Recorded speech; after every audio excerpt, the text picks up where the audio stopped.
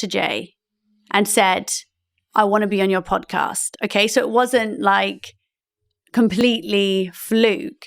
And so there's this balance of things being like drawn through this energetic force and you having to take action and do the doing, which is step 3, align your behavior. But with something like 10 million followers, you know, the internet's a mad place. You could make one thing that goes absolutely viral or multiple, or suddenly one particular person just, you know, shares your channel or whatever it is. And then these numbers suddenly start to grow. So, I mean, I would be putting it all down.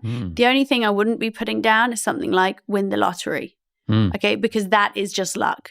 That is absolutely nothing. There's nothing you can do about that. Like you have no influence over those lottery numbers.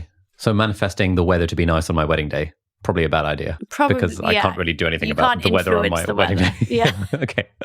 But with almost everything else, even outcomes that are outside of our control, there is stuff that we can do